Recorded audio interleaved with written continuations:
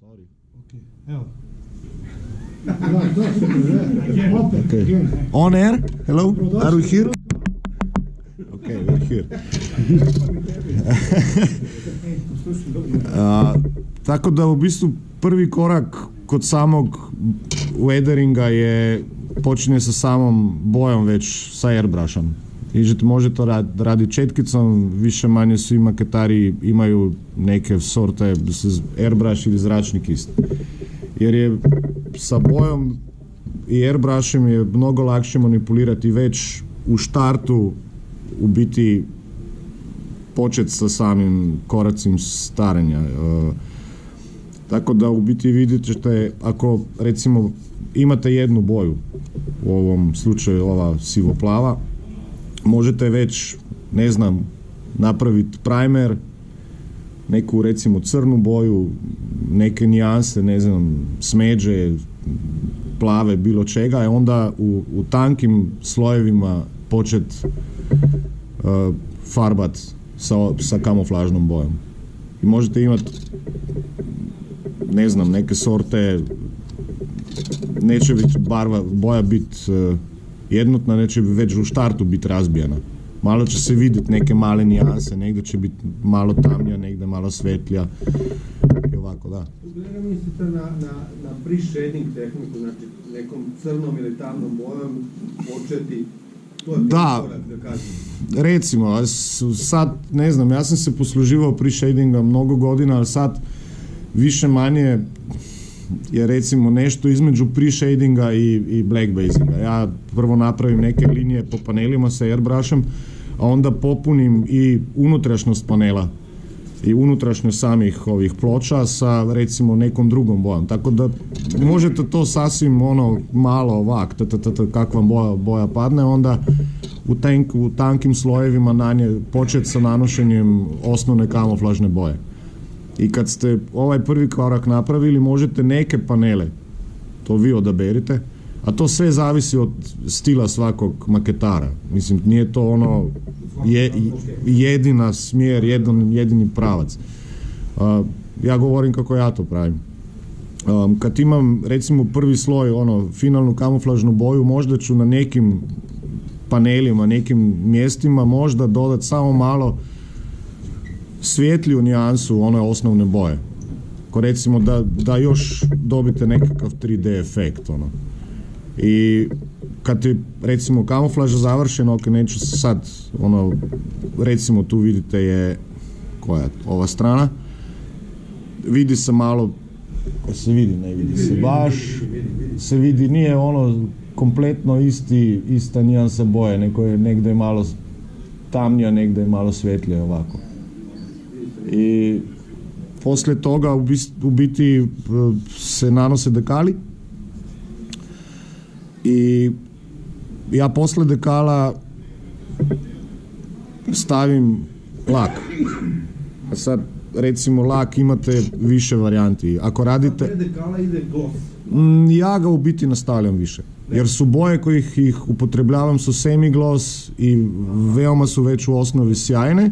To je recimo, ne znam, od MRP-a boja je, mislim, može se još za svaki slučaj staviti neki sloj gloss laka, staviti dekale i onda staviti finalni lak. To je, poslije dekala kad ja stavim lak, to je zadnji lak koji stavljam. Koji gloss lak preporučujete? U svakom slučaju weathering se radi uljima. Jer se mnogo lakše može manipulisati s njima, malo više, ne suše se tako brzo. Tako da, recimo, bilo koji sintetički akrilni lak. Ili je to, mislim, ne znam, a se to može dobiti kod vas? Ima? A treba biti C. Da. Treba uzeti sintetički akril, ne akril koji se može rijeđiti vodom. Jer ovo se kemijski suši, ne zračno suši, nego obični akril. A kakve su iskustva sa MRP? Super su. To je ovo. Ja u biti upotrebljavam samo to još. Mislim, super se nanosi, možete ga staviti direkt iz bočice, spricat. Suh je, ne znam, za 5 minuta možete raditi odmah. Ima više stepeni sjajnosti ovog laka, tako da imate semigloss, mat, imate i semi-mat i semigloss, tako da imate... Ne, to je sintetički akril. Ako je lak ređen vodom, suši se, to se može sušiti, ne znam, 14 dana, još uvijek nije suh. To recimo oni koji prave aute znaju, kad staviš ti lak akrilni i zaliješ maketu akrilnim lakom, to možeš staviti u pečnicu za, ne znam, za mjesec dana, još uvijek neće biti suho. Jer je suho samo po površini, nije suho kemijski u dubini. I ne znam, lak je jedna stvar koju ja preporučujem. Dobar akrilni lak može se nanijeti tankim slojevima i to je to. I ako radite enamelima kao osnovne farbe, onda treba apsolutno staviti neku barijeru u formi akrilnog laka. Inače će vam kasnije washevi koji su na bazi terpentina narušiti enamel i možete početi opet sa bojanjem maketa iz nule, jer će vam nagrist boju do plastike. Tako da treba, ako radite enamelima, treba staviti akrilni lak, a onda praviti ulje. Treba neku barijeru, da. Tako da recimo, ja uvijek stavim, većina ljudi će staviti recimo neki gloss lak pa će onda praviti wash. Ja sam počeo raditi, ne stavljam više gloss washa niti semi gloss, ja više radim sa semi mat.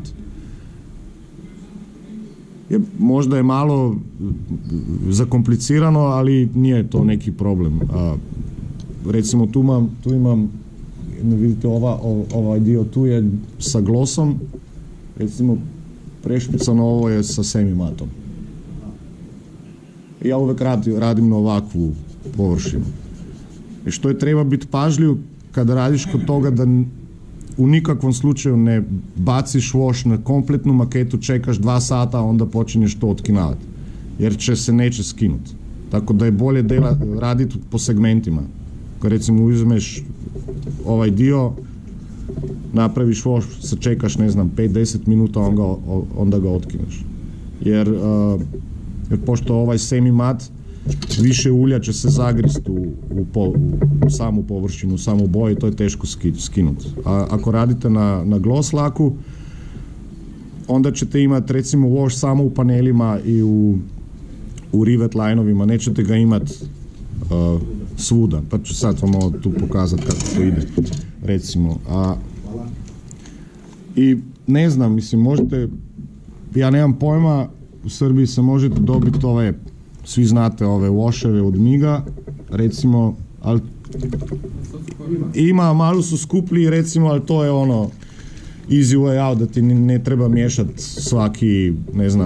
svaki put kad počneš raditi wash, iz nule raditi, ali možete ga napraviti sami.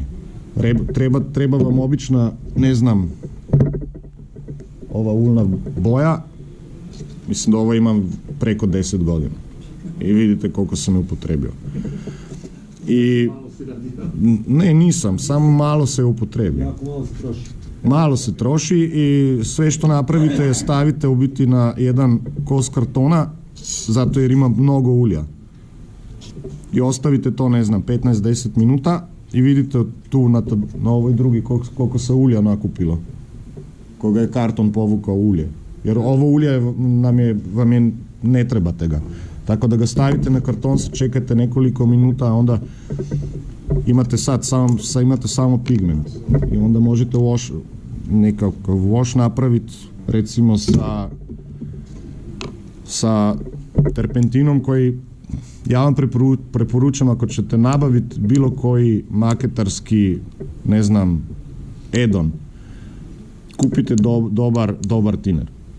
Jer ono što se kupi recimo u art trgovinama to je agresivan terpentin. Ovo je blag terpentin, nije agresivan, ne grize boju, tako da i to vam će služiti, ne znam, to ćete imati ako ga ne polijete, ne znam, 2 godine. Mislim da je košta nekih 5 eura, ali to će vam služiti, to ćete imati za 2-3 godine ako puno radite. Ako ćete nabaviti nekakav, ne znam, terpentin u nekom art shopu ili, ne znam, u Bauhausu ili Obiju, koji, ne znam, litar stane, ne znam, 2 eura, nikad ne znate šta ima unutra. Možda je super agresivan pa će vam uništiti sve što ste do sad radili. I možete wash napraviti u biti veoma jednostavno. Te stavite, ne znam, malo... Ne bi neki povej, kako to vpliva na akrilno farbo? Olje? Ja, ne olje, pust olje, to bliz, da le terpentin, ki gor daješ. Kaj bo naredilo s to akrilno, navadno akrilno farbo, ki je na vodnjo stoji? Ne bo se stebla. Ne, ker je druga baza. A? Druga baza je. Aha, okej, ne, mislim... Enamelne farbe su na bazi ulja. Ja, olje. Ili ti terpentina i akrilne boje su na vodnoj bazi. Ne bo sprožil kakšne reakcije? Ne. Ne, to me zanima. Tako, ako mešate ulje sa vodom, znate što se napravi. Odbija se, ja. Odbija se, to je isto to. Nekaj si rekel prej, da so eni agresivni, ki znajo povzročiti. I onda kad imate, recimo, stavite malo, ne znam, ovog terpentina i stavite malu količinu boje, recimo i to je wash. Se može to izmiješati, dobro je to se neće posušiti, ne znam, pola sata, sat. I možete kontrolirati kako jak wash vam, kontrast vam u biti treba. I onda za nanošenje washa sad ću prvo to staviti na ovu, super.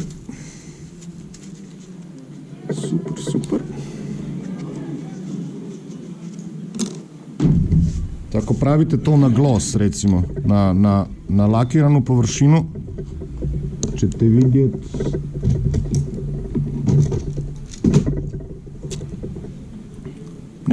ne trebate biti mnogo precizni, ali ćete vidjeti, ne znam da se vidi sad efekat kapilarnosti.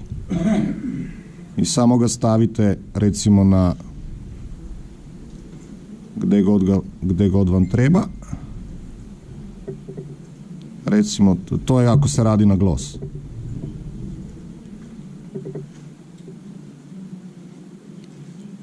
Isto kad pravite wash, recimo ja recimo ću upotrebiti različite boje washa.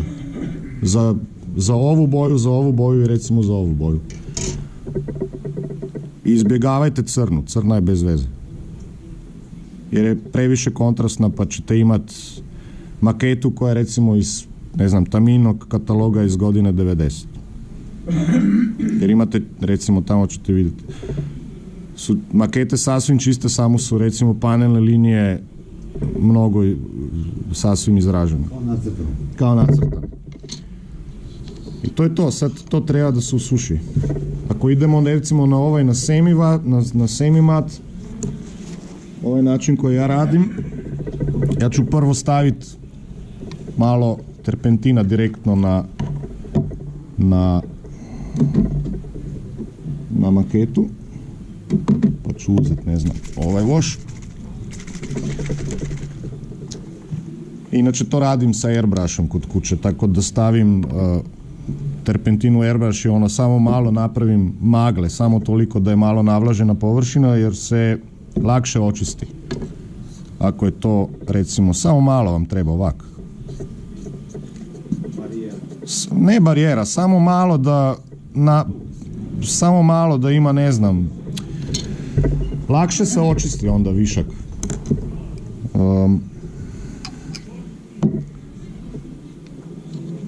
I tu sad sam ja malo precizniji, jer ipak još uvijek imaš kapilarni efekt, ali ne tako dobar. Recimo.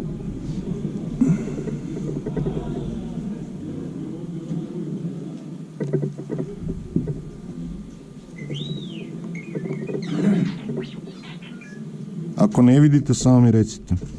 Dobro, vidi se, ne?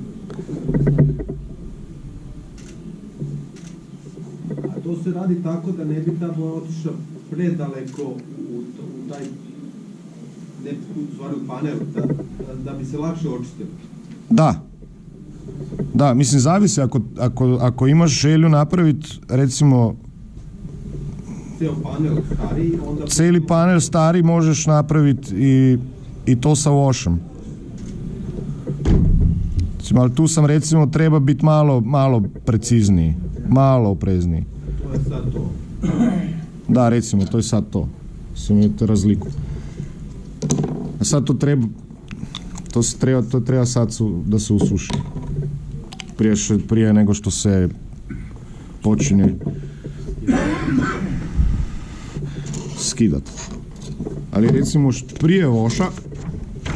prije voša možete napraviti i neku drugu stvar. Da još, pošto sam prije govorio o tome da se može razbiti boja, da nije to jednotliva površina, možete isto uljem napraviti ili recimo posvjetliti ili potamniti neke panele. Ako imate ideju, recimo. I to možete napraviti prije voša, isto ću vam pokazati, to sam napravio zato da imamo vrijeme da se to posuši. Idemo opet na početak. Kad se stavi lak, drugo, treće, možete i uljnim bojama ili ovim, ili, dobro, to pa pravi nik sad, to je opet malo luksuza. Uljne boje koje su u biti iz ovog možete napraviti wash, isto tako. Samo stavite terpentin i napravite wash po svojoj želji. I isto napravite, recimo,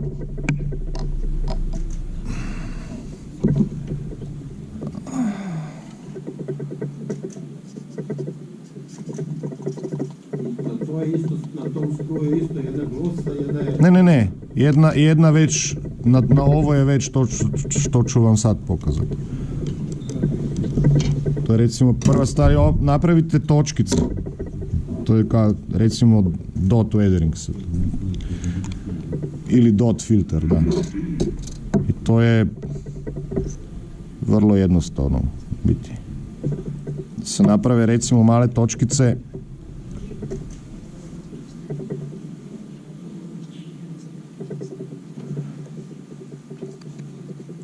Uvijek gledate da su to neke komplementarne boje sa bojom koja je